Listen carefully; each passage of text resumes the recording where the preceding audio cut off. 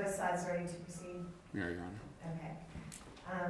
In this case, the court has reviewed the defendant's successive motion for post-conviction relief and to vacate the judgment and sentence pursuant to Florida Rules of Criminal Procedure 3.850. What I'd like to know is, do both sides stipulate to the exhibits as attached to the defendant's successive motion for the court to make the findings necessary? Your Yes, Honor. Your Honor, and I think the court is aware that there was a recent filing correcting some exhibits that were previously filed. Okay, and then those were, I think, attached. The notice of filing is for U and B.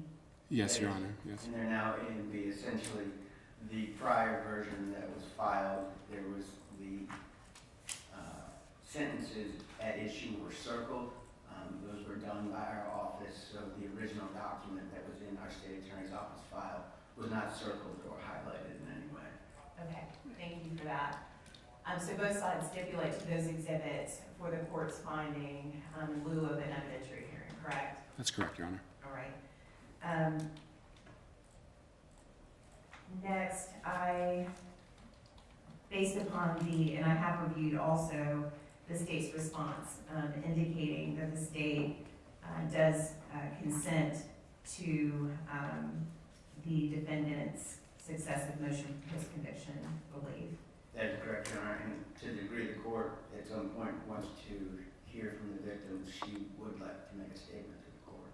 Yes. Do you want to do that at this time? Wherever the court would like, that's fine. Yes. Your Honor, the state would call Stephanie Love.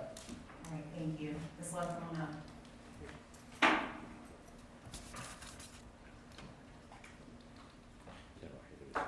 Please raise your right hand. Do you solemnly swear or affirm that the testimony you give should be the truth, the whole truth, and nothing but the truth, so help you God? I do. Thank you.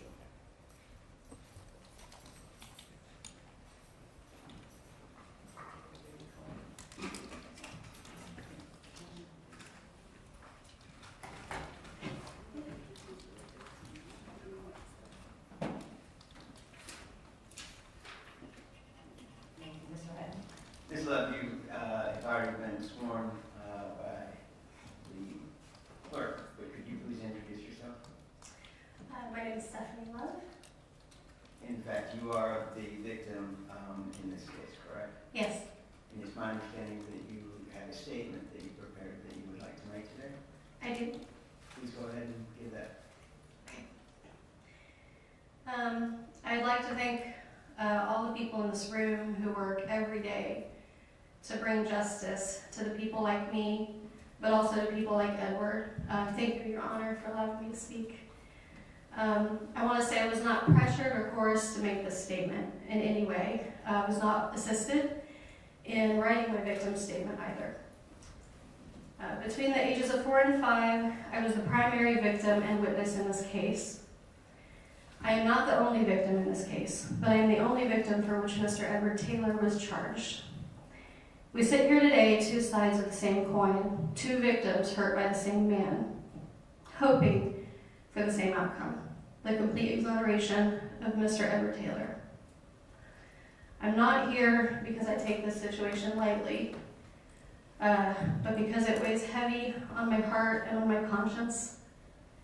I'm gonna cry a lot, I'm sorry.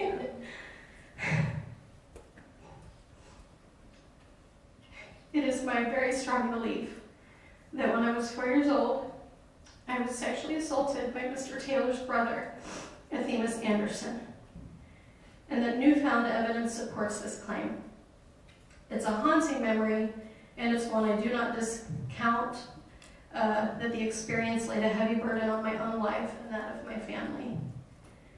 I understand the seriousness of this issue. I also don't discount the work of the many people who believed that they were bringing me and my family justice. At the time this crime occurred, as a small child, unfortunately, these two men looked extraordinarily similar to me. With deep regret, Themis was not charged for his crimes and went on to sexually assault at least 4 other children in similar manners under the age of 14 that we know of. In receiving the victim's statements, when reviewing the victim's statements from Athena's other cases, there is one case that is almost identical to my own. I can confidently say that I know without a doubt that Athena's Anderson is the man who sexually assaulted me as a child. Athena's Anderson is a documented serial child sex predator, and I suspect he may have many more unknown victims. With this knowledge comes great pain. Many lives were destroyed because of Athena's crimes, but I believe none were more destroyed than Edward's. The day I selected Edward from a photo spread, believing he was Athena's was free to hurt at least 4 other little girls.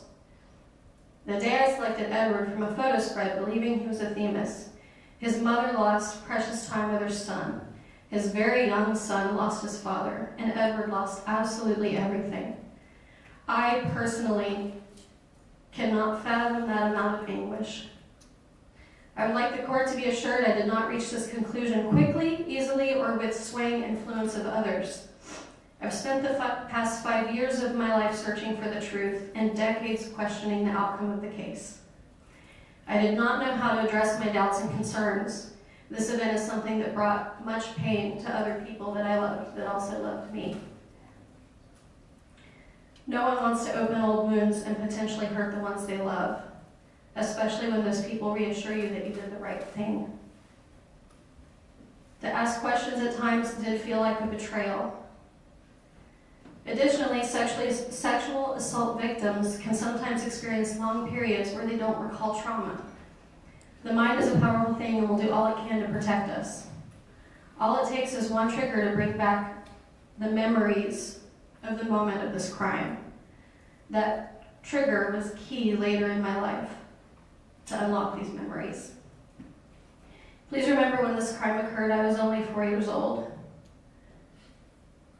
Even as an adult, I found it challenging to understand and navigate how to begin a dialogue with this case.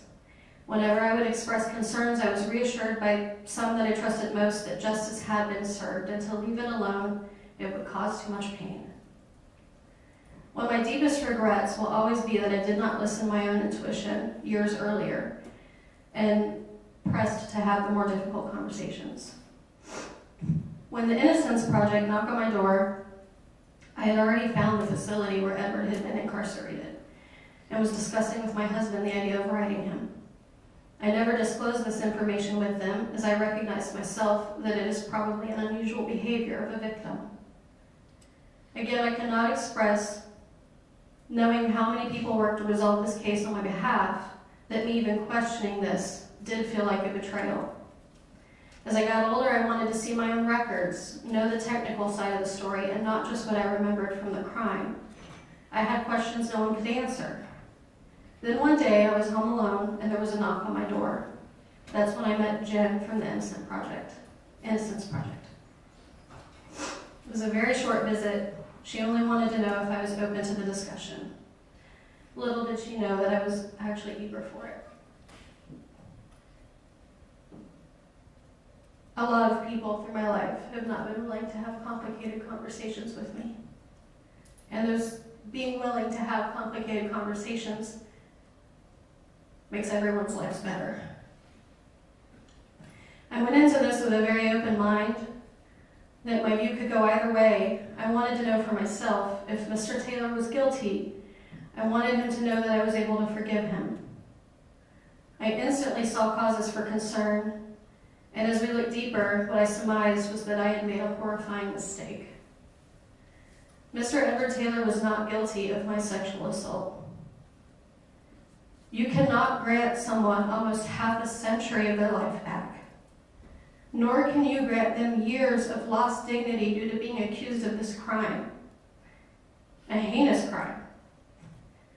The Innocence Project opened a door that I was preparing to open on my own, a door I was afraid and warned repeatedly not to open. Some of the people who loved me most warned me the toll it could take on my mental health, and at times it did. Being accused of this crime in my eyes is one of the worst and most humiliating crimes of which someone could be accused. Someone assumed not guilty should not bear this burden. And I want everyone to know I do not blame one single person for what has happened aside from Athena Sanderson. I believe it took several small oversights from multiple people, including myself, for this to happen to Edward and to my own case. And for that, I am emphatically sorry. I remember some very vivid details of my experience. I used to believe this was a curse, but today I hope that it proves to be a blessing. As a small and very traumatized child, I was unable to express the crimes that were made against me. As a small child is not equipped with proper vocabulary and does not understand sexual relationships. If asked to do so today, I can describe these crimes in a private setting. When I began this journey, it was for me. There was a reassurance I was hoping to find that I had done the right thing, like everyone had told me. I have more memories of assault than I do of the case. I was a small child and I was not able to be aware of the complexities involved in the prosecution. As I end this journey, it is for Edward, Agnes, and my childhood friend Jermaine. I'm paraphrasing here. However, at Mr. Taylor's parole hearing, I had said if he was innocent, please grant him release, and that I had forgiven him if he was guilty, grant him release. And that I had forgiven him, and it was my wish for him to see his family. Today, I can confidently say that Mr. Taylor is not whatsoever guilty of this crime. It is my greatest wish for Mr. Edward Taylor to be fully exonerated for a crime that we now know he did not commit. Thank you for listening to my statement. And I do not have any other questions. I have no questions, Your Honor. Give me this one.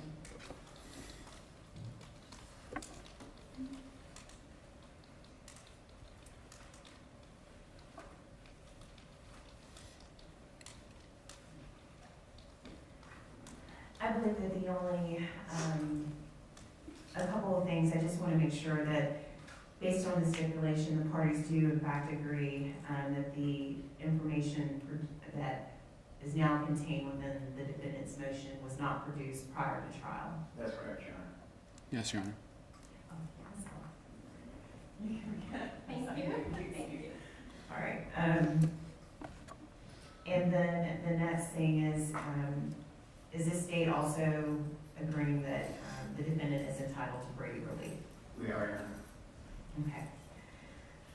The court is prepared to go forward if the parties are. Yes, Your Honor. Based upon the court's review of the documents presented by the defense, the court has reviewed the voluminous filings by the defense, every single exhibit. Thank you. I've read every single report, and this case is compelling on a number of different levels. And today, Ms. Love was courageous. The court now enters an order granting the defendant's successive motion for post-conviction relief.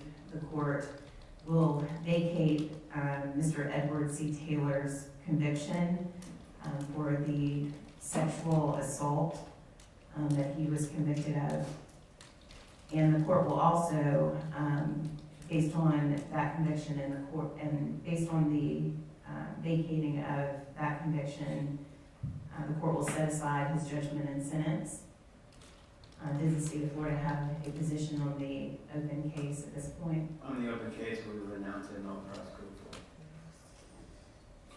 The court will also require that, based on the information, the vacation of the judgment and sentence and his conviction, that Mr. Edward C. Taylor be removed as a sexual offender and have no such designation from this time forward. Thank you. Thank you, Your Honor. Thank you.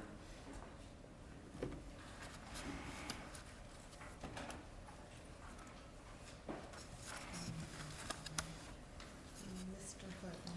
I'm signing an order indicating the findings.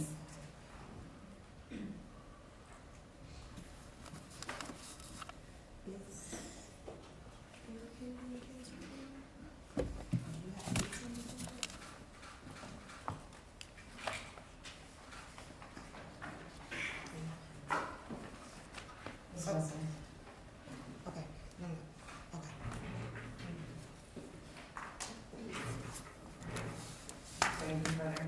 Your Honor, may we be provided copies of your signed order at this time so we can take them with us? I know you'll file it, but we'd like to take a copy if you have ability to do that. Could you make copies for me, please? Yes, ma'am. Thank you, Your Honor.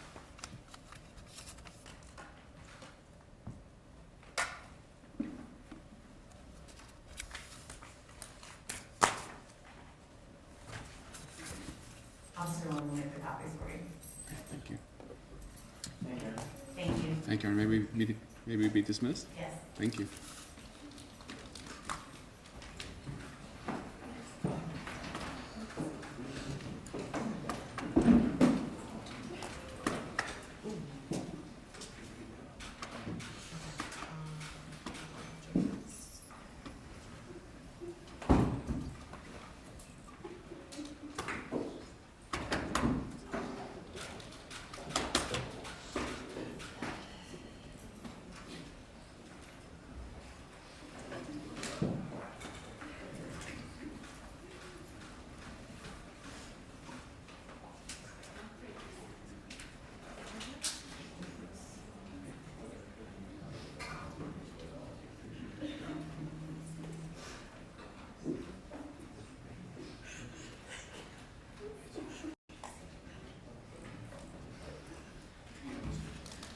Okay, I need Mr. Hutton back.